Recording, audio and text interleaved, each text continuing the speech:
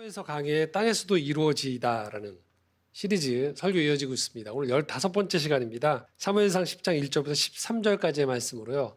여호와의 영이 크게 임하리니 세 사람이 되리라 라는 제목으로 함께 은혜를 나누고자 합니다. 자, 이번 주일이 기독교 절기상 종려주일이라고 해요. 종려주일은 다음 주 부활주일 앞서서 예수님이 예루살렘 성에 입성하시는 거예요. 그때 예루살렘의 그 백성들이 종려가지 나무를 흔들면서 예수 그리스도를 환영하면서 맞이했던 그 절기, 그 주일이에요. 이제 이후에 월요일부터 해서 예수님이 마지막 고난주간의 하루하루의 삶을 이어가시고서 금요일에 십자가에 달려 돌아가시는, 그리고 주일에 부활절로 넘어가는 그 절기입니다. 이번 한 주간 그래서 그 창조의 정원 일상 영성에도 이 고난주간 묵상 자료들이 쭉 올라갈 거예요. 보통 월요일에 저희가 말씀 암송을 하고 화요일날 시편으로 기도하고 쭉 올라가는데, 이번 주에는 저희가 요일별로 그리스도의 그 묵상, 고난에 대한 묵상을 할 수 있는 자료들이 올라가고, 한 주간 여러분의 삶에서 좀 집중적으로 이 십자가에 대한 묵상이 이루어질 수 있기를 바랍니다. 자, 세상에서 우리가 살아갈 때 성탄절에 대한 이야기는 좀 많이 들어요. 12월이 되면 교회를 안 다니는 분들도 괜히 들떠요. 캐롤도 울리고 트리도 있고, 뭔가 성탄절에 임박할수록 본인들에게도 뭔가 축제가 되는 듯한 느낌이 들어요. 그래서 비교적 신앙을 갖지 않은 분들에게도 성탄절은 꽤 의미 있게 다가옵니다. 그런데 신앙을 갖지 않은 분들 입장에서는 전혀 의미 없이 그냥 지나칠 수밖에 없는 그 기독교의 절기가 있죠. 바로 부활절이에요. 그러니까 성탄절은 구세주가 오셨다라는 거고, 부활절은 그 오셨던 구세주가 자신의 사명을 완수하셨음을 나타내는 거죠. 이 두 가지가 같이 가는 거예요. 기독교는 그래서 오늘도 예배 때 제가 앞에 드렸던 사도신경에서도 고백하기를 부활을 믿는다라고 표현하고 있습니다. 이 부활에서의 가장 중점은 이 부활이 과연 일어난 사건인가에 대한 여부겠죠. 기독교는 바로 이 부활 사건 앞에서 이 두 가지 전제를 가지고 있어요. 그러니까 부활과 더불어서 첫 번째는요, 기독교는 창조를 믿고 있어요. 세상이 창조되었다고 믿어요. 창조하신 창조주가 계시다라는 거예요. 자, 이것을 고백하는 거예요. 우리가 살아가는 세상에서 이 삶은 의미가 있다라는 걸 우리가 받아들인다는 거예요. 그러니까 창조주를 믿는다는 것, 인간이 창조되었습니다라고 믿는다는 건 삶에는 의미가 있습니다를 우리가 동의한다는 거예요. 무신론 철학자나 과학자들은 정직하게 이렇게 표현합니다. 그들은 인생에서 의미를 찾지 않는다고 얘기해요. 그러니까 사는 겁니다라고 표현해요. 굉장히 겸손하고 정직한 표현일 수밖에 없어요. 그런데 기독교는 창조주가 계시기 때문에 그 창조주가 세상을 창조한 이유가 있다는 거예요. 정확히 우리가 생각하는 이성적인 논리로 딱 들어맞지 않더라도 신학을 공부해보고 신앙생활을 더 해보면 더 깊은 차원에서의 논리와 언어로 형용할 수 없는 그 무언가가 있지만, 그럼에도 불구하고 우리가 동의하는 건 이 세상은 의미가 있다는 거예요. 여러분이 지금 살아가는 이 삶도 때론 조금 더 고생스러울 수도 있고, 조금 더 계획대로 일이 될 수도 있고 안 될 수도 있어요.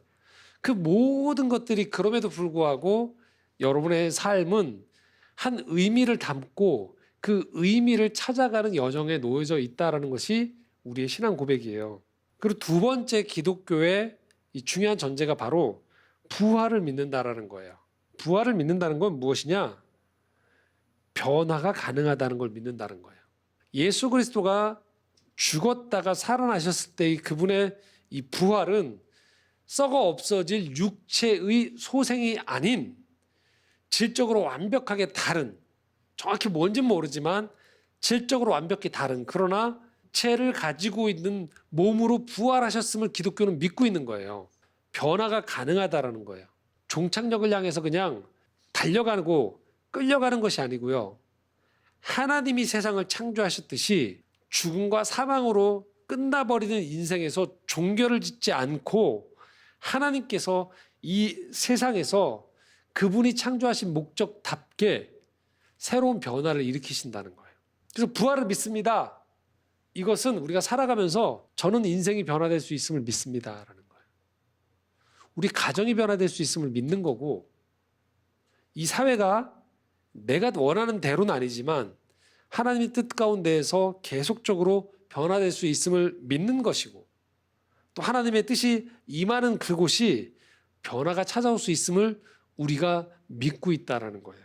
그래서 기독교는 세례의식을 해요. 그때 어떻게 하냐면 물속에 들어가요. 저희 이제 보통은 장로교나 이런 보통의 교단들은 머리에 물을 축이는 것으로 대신하지만, 본래의 성서적인 의미로 그대로 재현을 하면 물속에 들어갔다가 나오죠. 들어간다는 건 뭐냐면 그리스도와 함께 죽는다는 거예요. 그리고 물 밖으로 다시 나올 때 새 사람이 되었다라는 거예요. 변화되었다라는 걸 전제하는 거예요. 그래서 세례의식, 부활을 믿고 있는 기독교는 이것이 전제가 되어 있는 거예요. 나는 새로운 존재가 될 수 있다라는 거예요. 그냥 나 자체 육신의 나를 바라보면서 절망하고 그냥 살았던 과거 때문에 미래가 결정되었다라고 한정짓는 것이 아니고, 하나님의 거기에 뜻이 임하면, 하나님의 역사가 임하면 변화가 일어날 수 있음을 믿는 거예요. 성서 외적으로가 아니고요. 성서 내적으로 봤을 때, 그래서 이 부활을 아까 제가 가능한가가 핵심이라고 했을 때 성경을 쭉 읽다 보면 성경에서 부인할 수 없는 부활의 증거가 여러 나오는데, 그중에 핵심적인 것 중에 하나가 어떤 거냐면요. 바로 이거예요. 부활이 아니고는 설명할 수 없는 사건이 일어나요. 그것은 제자들이 변한다는 거예요. 분명하게 성경은 정직하게 예수님을 따랐던 12제자 그리고 일군의 무리들이 예수님을 배반하는 장면들을 여과 없이 보여줘요. 수제자였던 베드로가 3번 예수님을 부인하고요. 그리고 십자가 처형을 당하시는 그 현장에 제자들은 다 달아나서 요한 외에는 없었어요. 겁이 났던 것이죠. 두려웠던 거예요. 그런데 이들이 성경을 읽다 보면 어느 시점에서 갑자기 이전과 다른 모습으로 그들이 살아가고 있는 것이 보여져요. 자, 사도행전 5장 33절, 40절, 42절까지 함께 읽겠습니다. 그들이 듣고 크게 노하여 사도들을 없이하고자 할세 그들이 옳게 여겨 사도들을 불러들여 채찍질하며 예수의 이름으로 말하는 것을 금하고 놓으니, 사도들은 그 이름을 위하여 능욕받는 일에 합당한 자로 여기심을 기뻐하면서 공회 앞을 떠나니라. 그들이 날마다 성전에 있든지 집에 있든지 예수는 그리스도라고 가르치기와 전도하기를 그치지 아니하니라. 굉장히 뒤에 있는 사건이 아니에요. 복음서에 분명히 예수 그리스도의 십자가 처형 현장에서 도망갔던 제자들이에요. 근데 같은 맥락 안에 있는 이들이 어느 시점에 갑자기 자기네들을 채찍질해요. 이전에는 이게 두려워서 도망갔던 사람들이에요. 사람들의 손가락질과 사람들의 정죄를 감당하지 못할 것 같으니까 도망갔던 자연인들이었어요. 근데 지금 성경은 정확하게 얘기하고 있어요. 이들이 채찍질을 당한다는 거예요. 능멸을 당한다는 거예요. 그리고 예수 그리스도에 대해서 말하지 말라는 경고를 받아요. 그런데 어떻게 합니까? 이들은 기뻐한대요. 예수 그리스도를 전하는 사람들이 되었던 것들을 이들은 기뻐한대요. 그리고 이들이 성전에 있든지 집에 있든지 날마다 예수 그리스도를 가르치고, 이 가르친다는 건 예수 그리스도의 부활이겠죠. 그분이 행하셨던 일들이겠죠. 그리고 전도하기를 그치지 않는데요. 이것은 한 사람이 그냥 양심의 찔림으로, 제자들 중에 누가 내가 스승을 배반했던 것이 사람으로 해서는 안 되는 부끄러운 행동이었다라고 각성하고 난 다음에 삶에서 이전과는 다르게 살아가는 것과는 전혀 다른 모습이에요. 집단적이에요.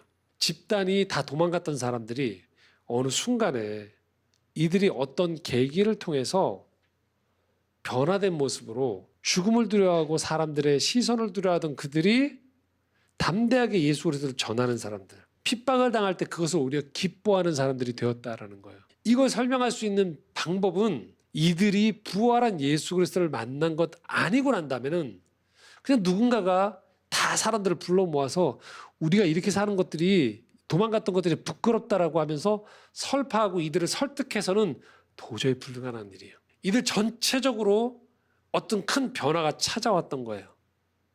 부활한 예수 그리스도가 약속하셨던 것들에 대한 어떤 사건들이 이들 안에 벌어진 거예요. 자, 사도행전 2장 1절에서 4절 말씀인데 함께 읽겠습니다. 오순절 날이 이미 이름에 그들이 다 한 곳에 모였더니 호련히 하늘로부터 급하고 강한 바람 같은 소리가 있어 그들이 앉은 온 집에 가득하며 마치 불의 혀처럼 갈라지는 것들이 그들에게 보여 각 사람 위에 하나씩 임하여 있더니 그들이 다 성령의 충만함을 받고 성령이 말하게 하심을 따라 다른 언어들로 말하기를 시작하니라.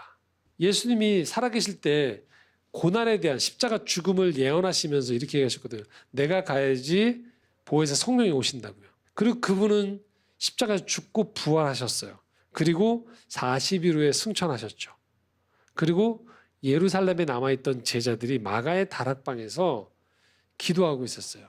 그때 그 다락방에 바로 부활 이후에 예수 그리스도 승천 이후에 성삼위의 한 분, 하나님의 영인 성령이 임한 거예요.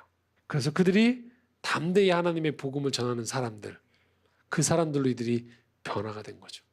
땅끝까지 이르러서 이들이 복음을 전했고 이들이 전했던 그 복음이 오늘날 우리에게까지 시간이 축적되어지고 난 후에 오늘날 우리에게까지 전해진 거예요. 그래서 이 땅을 살아가는 우리가 예수 그리스도를 믿고 기독교인이 되었다라는 의미는 바로 이 부활의 능력을 경험했던 이들이 뿌렸던 이 복음, 기쁜 소식이 시간이 축적되어지고 생명력을 더해가면서 오늘의 우리의 삶까지도 연결되었다라는 것을 말하는 거예요. 기독교는 하나님이 삼위일체 하나님이 세워놓으신 이 구원의 역사가 멈춰지지 않는다는 걸 의미하는 것이고요. 하나님의 영이 임할 때 이전과는 다른 사람으로 이들이 변화될 수 있다는 것을 믿고 있다는 거예요. 우리가 성경을 읽으면서 묵상하면서 깨달아야 되는 가장 중요한 것 중에 하나는 하나님은 오늘도 사람들을 끊임없이 새롭게 하신다는 거예요. 변화시키신다는 거예요. 나를 이렇게 지으셨는데 갑자기 저렇게 색다르게 만드신다는 의미가 아니고 본래 지으신 나로 하나님이 돌아가도록 회복시키신다는 거예요. 이 세상을 살아가면서 오염되어 있고 깨어져 있고 망가지고 부서진 우리들을 하나님이 부르세요. 우리 각자는 살아가면서 여러 가지 이유로 본래의 우리 모습을 찾기가 어렵습니다. 부모 때문에 그럴 수도 있어요. 살아오면서 부모의 말, 부모의 부족한 모습 때문에 우리의 자아상, 살아가는 삶의 꿈들이 왜곡될 수도 있어요. 우리가 살아가는 시대가 우리를 오염시키기도 해요. 그래서 우리가 가지고 있는 장점, 고유함들이 사라져버리고 자꾸 우리란 사람들 안에 있는 진짜 우리 모습이 아닌 다른 것들이 자꾸만 우리를 변질시켜 나가시는 거죠. 변질시켜 나가는 겁니다. 그런데 성령이 임한다는 건 뭘 의미하느냐? 하나님이 지으신 본래의 나로 회복되는 거예요. 그래서 이 땅을 살아가는 가운데서 하나님의 그 계획, 창조하신 하나님이 이 세상을 의미를 있게 하시고 계획을 세우셨다는 것처럼 우리가 이제 아는 거예요. 아, 내 인생이 의미가 있는 거구나. 그냥 생존하기 바빠서 하루하루를 허겁지겁 살아가는 것 너머에 큰 그림 안에서의 하나님의 내 인생을 향한 좋은 뜻이 있구나라는 걸 내가 인정하는 거예요. 그 내 삶을 긍정하는 가운데에서 그 삶을 갖고 가는 적극적인 사람으로 변화되는 것을 말하는 거예요. 기억하십시오. 하나님은 우리를 향한 계획이 있어요.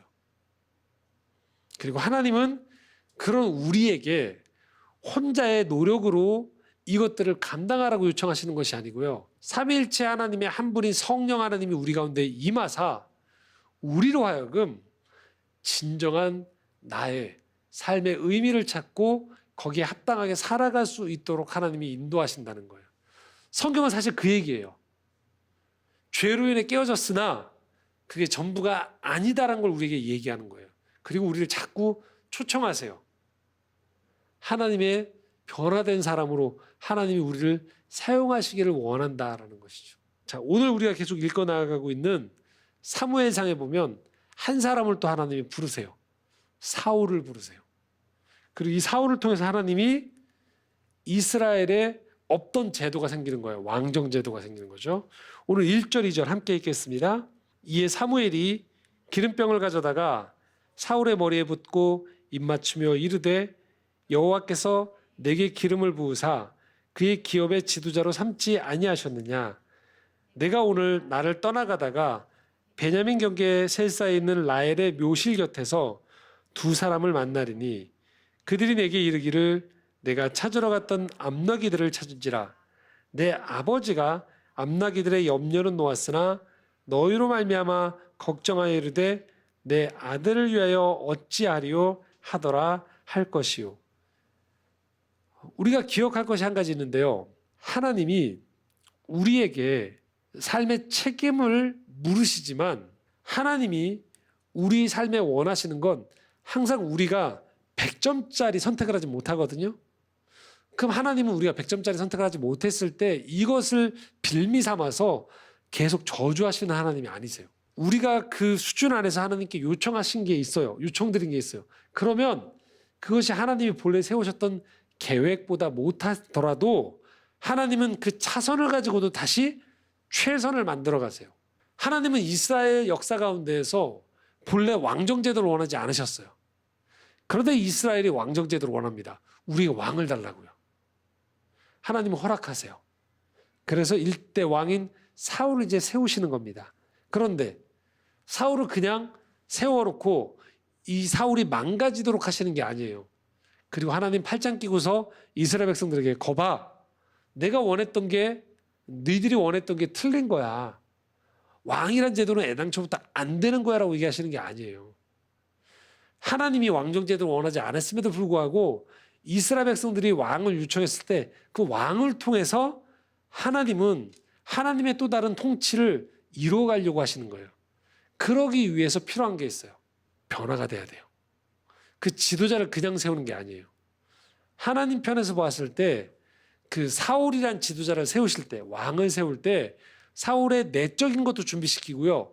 외적인 것도 준비를 시키십니다.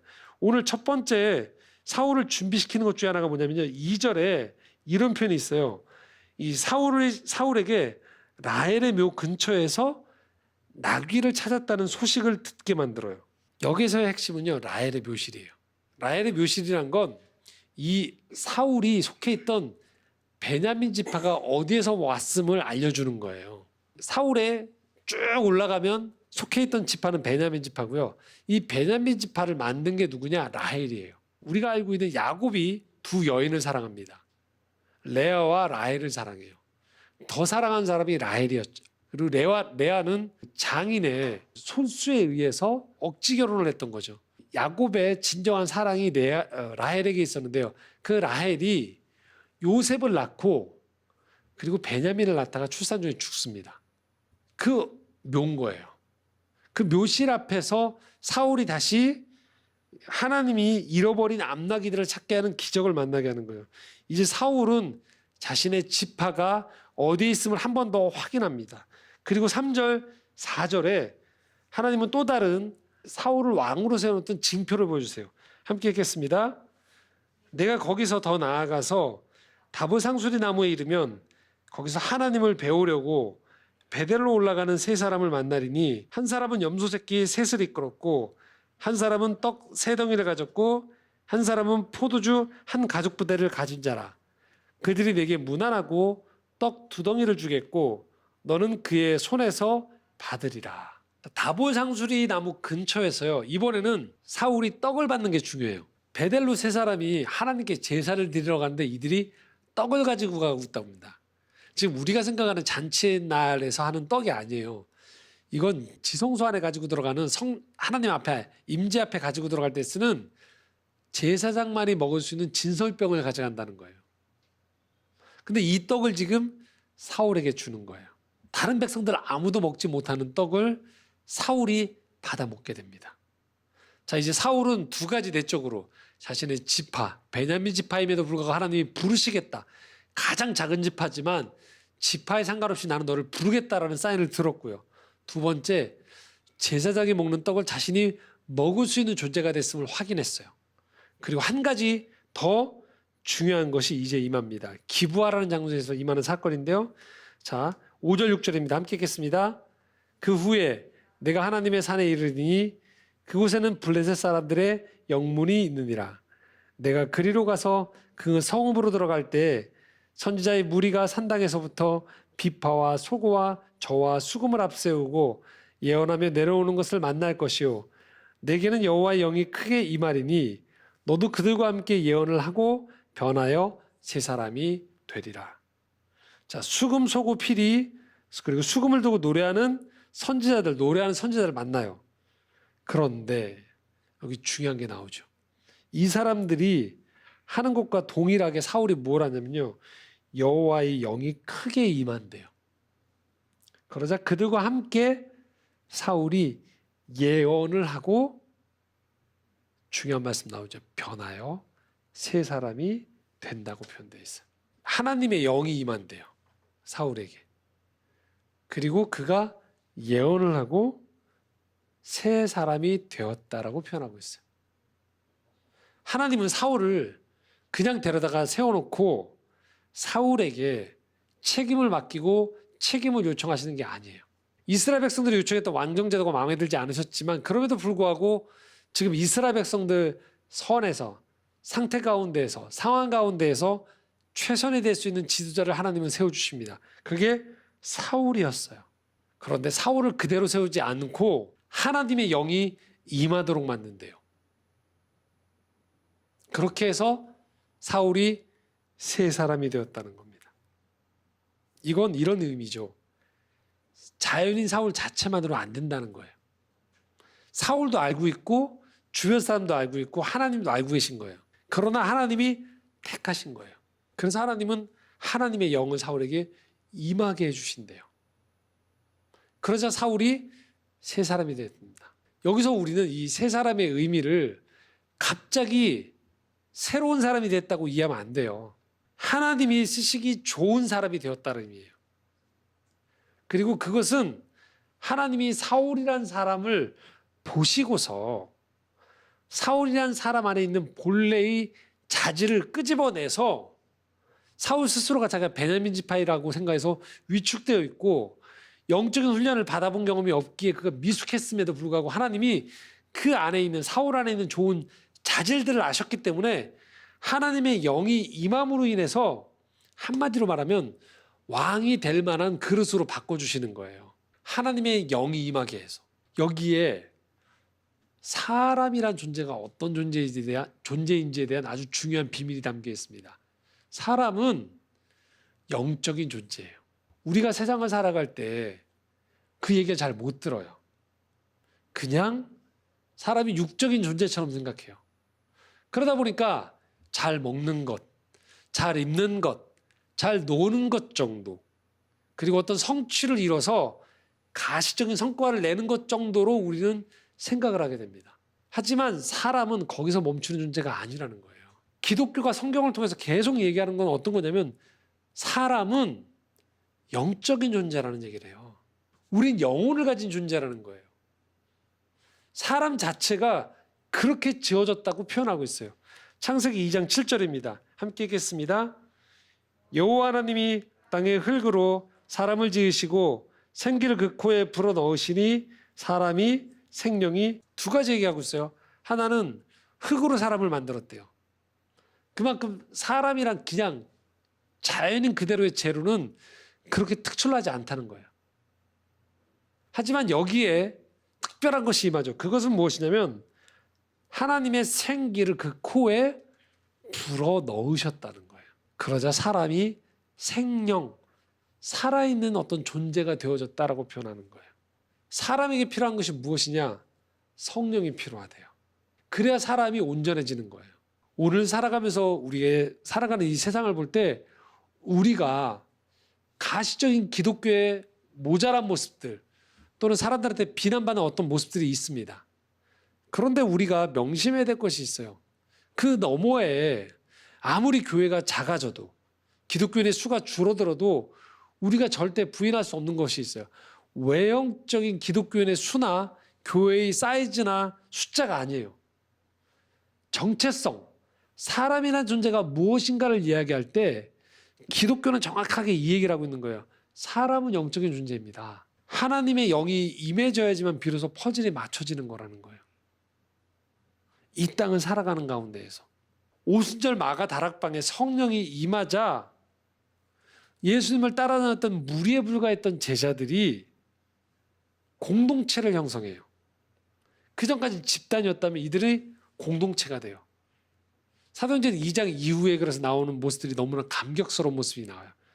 서로 간에 재물을 유무상통해요. 예배를 드려요. 나만 생각하던 사람들이 이타적으로 변하면서 그들도 이 복음을 받기를 원하는 존재가 되어지는 거예요. 우리가 세상을 살면서 이런 생각을 할 때가 있거든요. 어떤 사람들을 바라볼 때 그 사람을 바라보면서 너무나도 실망할 때가 있어요. 그래서 사람들의 어떤 행위들을 볼 때 빈 껍데기 같은 공허함들을 느낄 때가 있어요. 다름 아닌 그곳에 하나님의 영, 성령의 역사가 부족한 거예요. 아니 없는 거예요. 오늘 우리에게 필요한 것은 바로 하나님의 영이 임하는 거예요. 개인에게 이 땅 가운데 하나님의 성령이 임하기를 구하는 것이 우리 신앙인들의 고백인 거예요. 자, 그러면 하나님이 왜 영을 임하도록 하실까요? 여기에서 우리가 중요한 분기점이 나눠져요. 하나님의 영이 임한다는 것을 우리가 잘못 이해하면, 좁게 이해하면 우리가 종교적인 사람이 되어지는 것으로 이해해요. 하나님의 영적인 체험을 해요. 그랬더니 그 사람이 이제는 7일 내내 예배당 안에만 있는 거예요. 기도원에만 있는 거예요. 내내 24시간 내내 기도만 하는 거예요. 모든 만나는 사람들이 기독교에만 만나고요. 내가 읽고 있는 모든 책이 기독교 책만 읽고요. 내가 듣는 모든 방송이 기독교 방송만 듣는 거예요. 한 종교인이 되는 거죠. 그걸 영으로 이해하는 거예요. 하지만 우리가 이 사울을 통해서 아주 중요한 단서를 알 수 있어요. 하나님이 만약에 하나님의 영을 사울에게 임하되 사울이 제사장이 되기 원하거나 예언자가 되기 원하셨다라면 사울은 왕이 될 수가 없는 거죠. 애당초 계획이 그거였다면. 근데 우리가 이 말씀을 통해서 주목해야 되는 것은 하나님이 지금 영이 임해서 사울이 새롭게 되고 난 다음에 사울이 할 일이 뭘까요? 왕이 되는 거예요. 그걸 위해서 하나님이 하나님의 영을 부으셨다는 거예요. 그러니까 사울을 예언자로 만드는 게 목적 자체가 아니에요. 사울을 수도자가 되게 해서 영성가가 돼서 도시에서 떠나서 산속에서 기도만 하는 사람으로 만들어 놓기 위해서 사울에게 하나님의 영을 부고 그가 새 사람이 됐다는 게 아닙니다. 여기서 새 사람이 됐다는 의미는 사울이 왕의 역할을, 왕의 직임을 감당하기에 적합한 사람이 됐다는 의미인 거예요. 하나님의 영이 임할 때 왕 역할, 그러니까 분별력을 가지고 그가 해야 될 역할을 잘 감당하는 사람이 되어진다라는 것입니다. 여기에서 하나님의 영이 임하는 것들에 대한 아주 중요한 성경의 진리가 나오는 거예요. 에베소서 5장 18절에 우리에게 이렇게 말씀하거든요. 함께 읽겠습니다. 술 취하지 말라. 이는 방탕한 것이니 오직 성령으로 충만함을 받으라. 성령으로 충만함을 받으래요. 그리고 난 다음에 5장부터 6장까지 이 에베소서 말씀에 나오는 말씀이 무엇이냐면요. 부부관계를 얘기하세요. 성령 충만하게 해서. 서로 복종하래요. 부부간에. 부모와 자녀 간의 관계에서도요. 서로 공경하는 것들에 대한 이야기를 해요. 주인과 종이 서로 존대하는 존재가 되도록 요청하시는 거예요. 가정생활을 하나 예로 드시는 거예요. 성령 충만한 사람이 되어지면 남편은 남편 역할을 제대로 하는 거예요. 아내는 아내 역할을, 자녀는 자녀 역할을, 부모는 부모의 역할을, 종은 종의 역할을, 상전은 상전의 역할을 제대로 하게 되어진다라는 것이. 사울이 왜 하나님의 영이 필요했을까요? 하나님의 영이 임했을 때 왕이 가져야 될 덕목과 내적인 성품들이 있는 거예요. 용기, 지혜, 분별력, 하나님을 경외하는 것들, 백성을 사랑하는 마음이 필요한 거예요.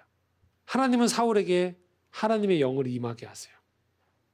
단지 주변 사람들에게 이 사울이 신령한 사람이 됐으니까 사울을 잘 모셔라 라는 의미로 외적인 징표 때문이 아니고 성경은 분명하게 그냥 예언만 하는 사람이 아니고 새 사람으로 사울을 만드셨다고 표현하고 있는 거예요. 왕 직임을 감당하게 적합한 사람으로 하나님이 바꾸셨다라는 거예요. 오늘 우리가 왜 성령 충만해야 될까요? 우리에게 맡겨주신 일이 있기 때문에 그래요.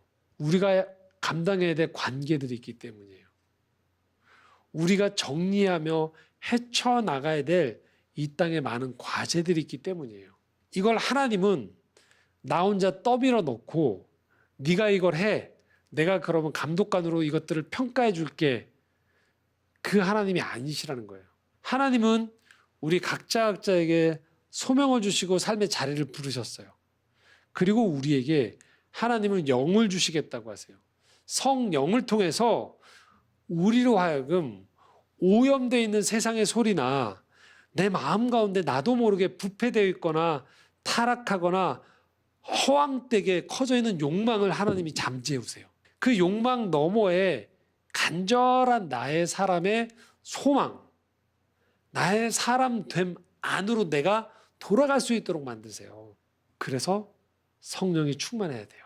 이 땅을 살아가면서 황홀경을 맛본 신앙적인 체험이 강렬한 그런 종교인으로 살아가는 사람을 원하는 게 아니에요. 성령 충만한 직장인을 원하세요. 직장에서의 동료들과의 관계 안에서 온전한 사람으로서 의사소통이 되어지고 양보할 줄도 알고 그 직장이 한 곳으로 나아가기 위해서 힘을 모아야 될 때 협력할 줄 아는 사람이 되는 게 성령 충만이에요. 인생 주기주기에서 성령의 지혜가 임하는 거예요. 지금 뭘 할 때인지를 아는 거예요. 학생이면 공부할 때를 알고 이때 열심히 공부하는 거예요. 성령 충만은요. 내가 너무 과로를 했어요. 성령이 충만할 때 뭐예요? 아, 내가 지금 욕심이 많았구나 하는 걸 깨달으면서 회복을 위해서 시간을 충분히 드리는 거예요. 저 일이 너무너무 중요해요. 성령이 충만할 때 우리 안에 있는 조급증을 달래요. 우리 안에 있는 두려움을 잠재우세요. 그리고 마땅히 그 중요한 일에 시간이 많이 들어가야 돼요. 그럼 나에게 하나님은 인내심을 주세요. 그리고 그냥 번뜩이는 직관을 가지고 일을 하는 게 아니고 하나님 보시기에 내가 가지고 있는 그 분야에 어떤 영역에 너무나도 무지해요. 그럼 하나님은 좋은 사람을 붙여주기도 하시고요. 우리 안에 지적인 갈망을 주기도 하세요. 우리가 계속적으로 그것들을 찾아가도록 하나님이 요청하세요. 그렇기 때문에 성령 충만한 직장에 있는 직장은 분위기가 좋아지는 거예요. 성과가 나는 거예요. 꼭 그게 1등이고 최고고 실수를 안 한다는 의미가 아닙니다.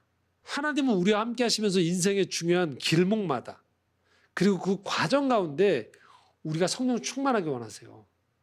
하나님은 우리의 두려움을 아세요. 하나님은 우리의 모자람을 아세요. 하나님은 우리의 연약함을 아신단 말이에요. 그렇기 때문에 우리가 살아가면서 하루를 시작할 때 아침에 눈을 뜨고 오늘 하루를 바라보면서 이런 사람들이 있을 거예요. 오늘 또 어떻게 살아가나 하루가 버거운 사람도 있을 수 있어요. 사람들을 만나는데 그 사람들 안에서 자꾸만 상처가 나요.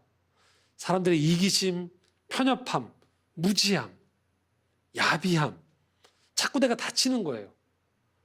그럴 때 우리가 뭘 구하는 겁니까? 성령 충만함을 구하는 거예요. 그 관계 안에 하나님의 영이 임하도록 내가 이것들을 잘 감당해낼 수 있도록 하나님의 영이 충만할 때 우리는 자리를 떠나지 않게 돼요. 지켜내요. 그러면서 우리가 해야 될 것들을 맑은 정신으로 이것들을 감당하게 되는 거예요. 이미 알려진 사실 중에 하나가 있죠. 우리나라 정치인들, 기업인들 그렇게 똑똑한 사람들이 그렇게 무속을 많이 의지한다고 하잖아요. 왜 그럴까요? 두렵기 때문이죠. 모르겠는 거예요. 자기의 미래도 모르겠고 자기가 꾸려가는 정당이나 기업도 어떻게 될지 미래가 모르겠다는 거예요. 그래서 무속을 통해서 이것들을 단번에 해결하고 싶어 하는 거예요. 그러나 하나님은 우리에게 성령이 충만하게 하심으로 말미암아 우리가 분별력을 갖게 하세요. 담대함을 갖게 하세요. 우리 안에 인내를 갖게 하시고 사랑을 갖게 하세요. 그래서 움츠러드는 나, 자꾸만 머뭇거리는 나, 회의적이고 자꾸만 도피하거나 회피하는 내가 아닌 그 문제 앞에 직면하는 내가 되게 하세요. 그것들을 통하여서 내 시선이 다른 사람의 인정받음 이전에 영을 충만하게 하신 하나님을 바라보면서 이 일들을 차분하게 묵묵히 감당할 수 있는 사람으로 만드시는 거예요. 하나님은 사울에게 영을 주셨어요. 영으로 찾아오셨어요. 그냥 베냐민 지파의 작은 사람이라고 하는 그 사울을 이스라엘 초대 왕으로 하나님 세우시는 거예요. 그러나 그 사울을 혼자 세우지 않고 하나님의 영을 임하게 함으로 인해서 감당할 수 있을 만한 힘을 주시는 거예요. 하나님 오늘 여러분들에게 임하세요. 성령으로 임하세요. 그렇기 때문에 여러분 두려워하는 일들, 머뭇거리는 일들, 포기하고 싶은 일들, 도무지 어떻게 될지 모르겠다 할 때 우리가 해야 되는 게 무엇일까요? 무릎을 꿇어야 돼요. 성령 충만을 구하는 거예요. 하나님 역사해 주시옵소서. 하나님이 모든 걸 다 대신하진 않으세요.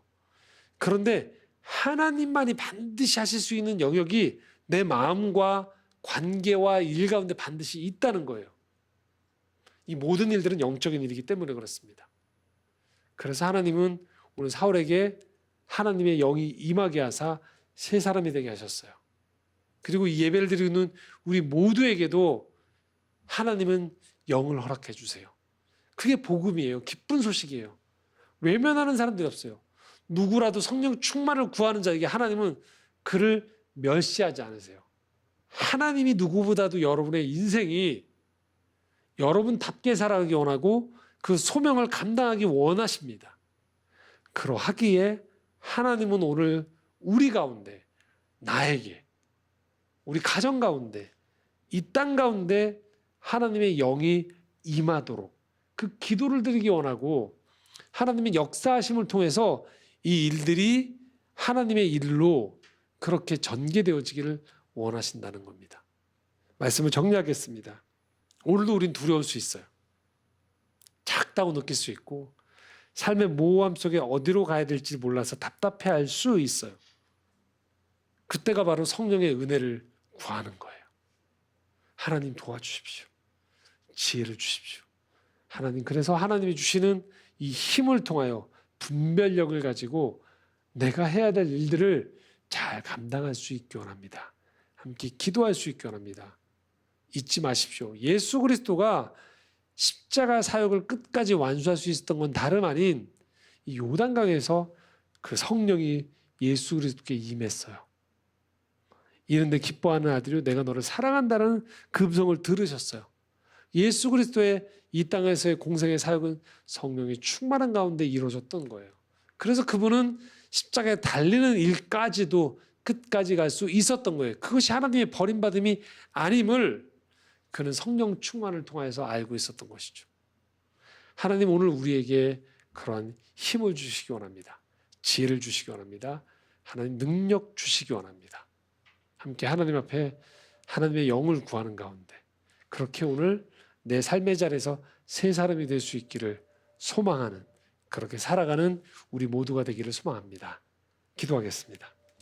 하나님, 오늘 우리에게 필요한 것이 바로 하나님의 영, 성령의 충만임을 고백합니다.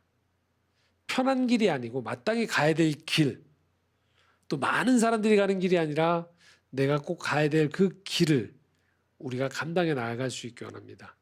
혼자의 힘으로는 되어지지 않으니 성령의 충만으로 온전히 주님과 동행하며 우리에게 맡겨진 일들을 잘 감당하는 믿음의 사람 될 수 있도록 축복하여 주시옵소서.